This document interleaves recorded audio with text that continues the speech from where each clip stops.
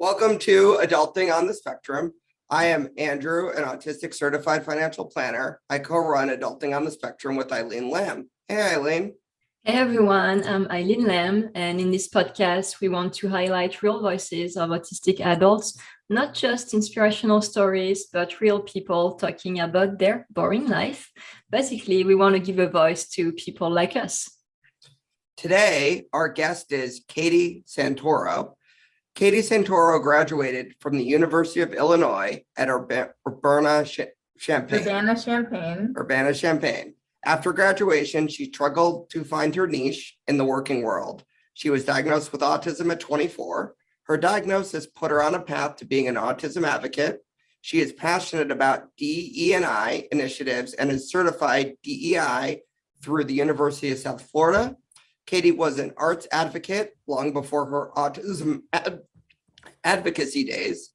She is a Miami Herald Silver Knight Award winner in the drama category. In addition to her side business, she loves to volunteer. She is president of the Unicorn Children's Foundation Junior Board, as well as being president for UCF. She is a contributing member for the L's for Autism and Center for Autism at the University of Miami. Her life goal is to travel all 7 continents, while her current count sits at 5. During her travels at home and abroad, she likes to read, practice yoga, and hike. That's right, Andrew. All 7 continents by the time I'm 30. And to clarify what side business I do, I'm very active in dog sitting. I had 4 chihuahuas at my place like last week, so keep them busy. Hey, Katie, thanks for coming on our podcast today. We always start by asking our guests how they like to identify as part of, autism. So I'm talking about, do you say, I have autism, or I'm autistic, I'm on the spectrum, or do you have no preference? I like to use autistic because I don't feel that autism should have any kind of stigma. And at the end of the day, autism is just like a neurotype, like how your brain is. So autistic works just fine. It's not like person with autism. I don't really think that goes that well because that person it's just part of who you are. So I like to say autistic. And Katie, could you tell us more about your autism diagnosis? You mentioned when you were diagnosed, but what was the process like and what led you to it? I think that really autism can affect different areas such as like social communication. It can affect employment. It can affect school and learning, executive functioning. If you have trouble there, then that can affect like your schooling and how you learn. And so for me, that definitely was the case, like school. There were years where like I was a straight A student and I did really well, but towards the my senior year of college, it just was like increasingly difficult. I really wasn't even sure if I was going to graduate, but I did go back and graduate, so I have my degree. And also, I just struggled, finding acceptance in the employment world. A lot of, I think that, when people hear me speak, they don't think that I'm autistic, but they haven't had enough interaction with me, which a lot of my coworkers who see me every day, I have found that even in my current job, there's a lot of misunderstandings with coworkers. So I think that maybe the misunderstandings and communication and stuff with my past jobs and the coworkers, not knowing that I was autistic, caused me to get fired from those jobs because I didn't have any protective way to say, hey, I have a disability. So they just fill in the blanks themselves, like, oh, she's super quirky or whatever. We just cannot have this in the workplace. And I don't even know I can't even tell you what exactly might have been the problems as far as the communication with coworkers and stuff. But I know that I lost like a lot of jobs. But today I work at Cardinal Health in the office. And I love my company because they really value inclusion and we have people of all different races, ethnicities, and different levels of ability at all levels of our company. So. And what led you to get the diagnosis, formal assessment? What did you seek it out or? Well, what happened was it was like I kind of had a quarter life crisis. I don't know, like it was, you know, I just kind of knew when I was graduating college, I had this innate knowing, like, how am I gonna just do adult things, like live independently, the most basic things, live independently and you know, have a job. I felt like everybody had this clear directive of where they were going. They're going to be a doctor or a lawyer or speech pathologist, whatever it might be. And I just kind of felt I don't really know what I am going to do. And so, yeah, really it was the employment and the school piece. And I had been seeing a therapist who knew different things about me, such as like my lack of eye contact and things like that.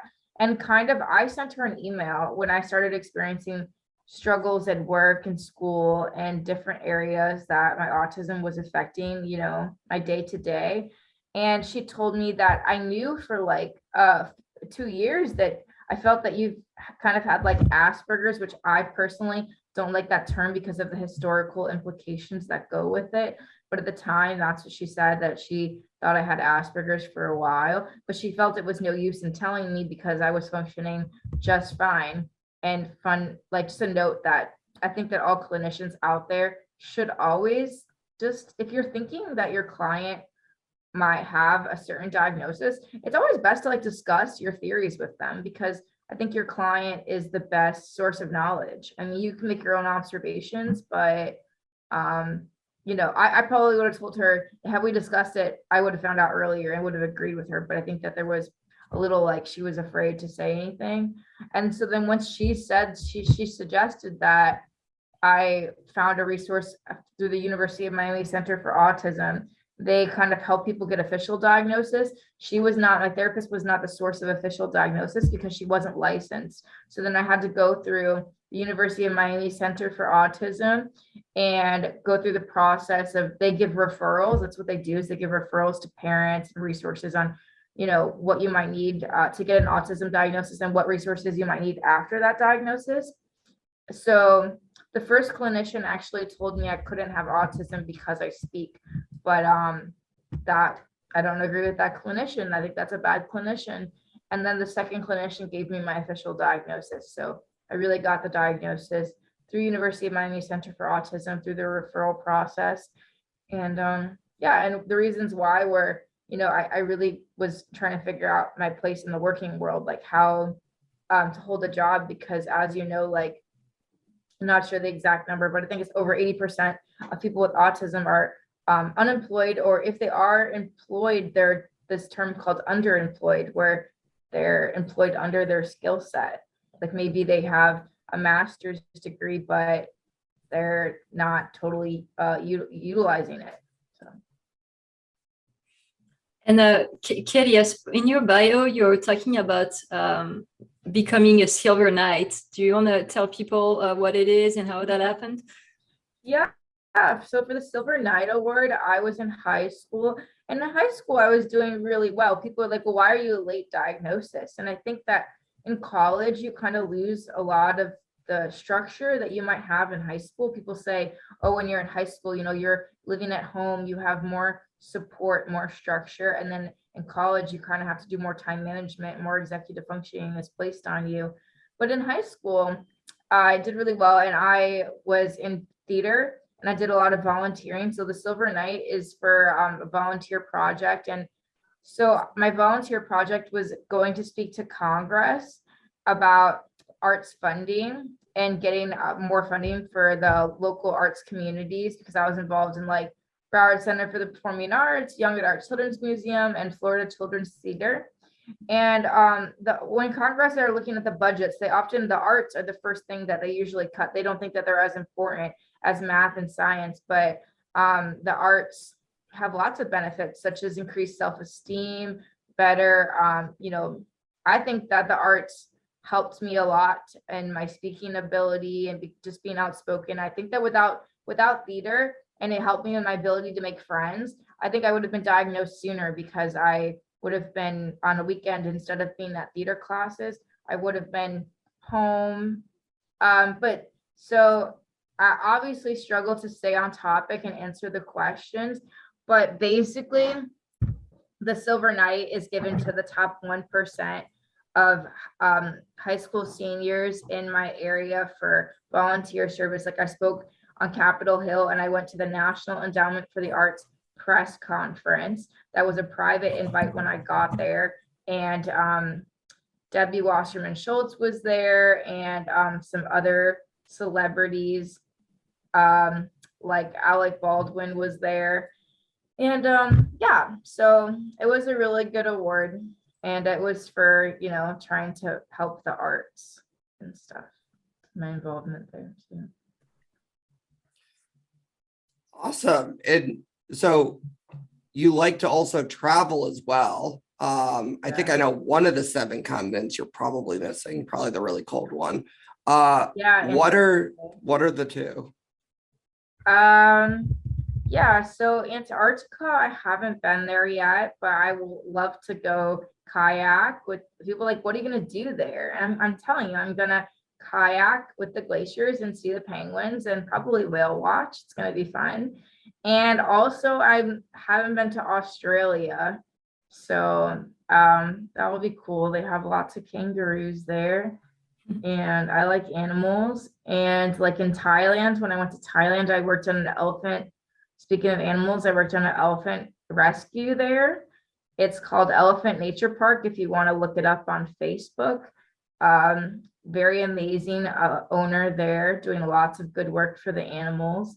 And let's see, in Africa, I've been to Morocco, all over Europe. And of course, I live in North America, so that one wasn't too hard because I was born here, so I didn't have to work too hard for that one.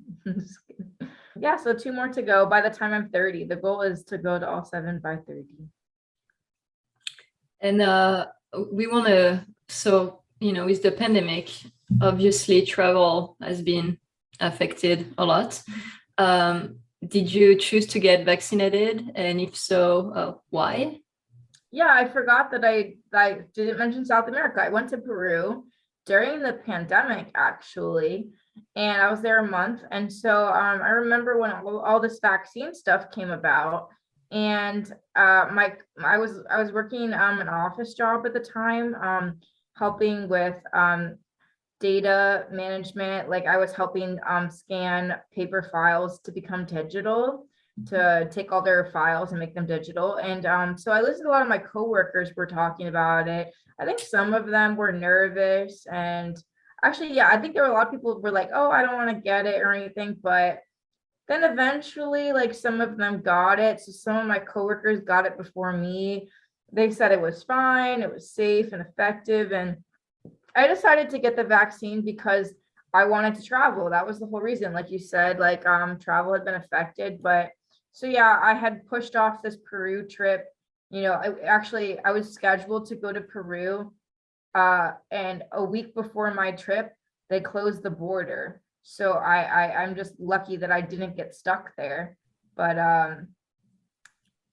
yeah, they shut the border down. So then I had to delay it. So by the time, the vaccine came around, I was already really ready to go. And they suggested that, to travel, you might have to have the vaccine. And I think that some places you may not need it now.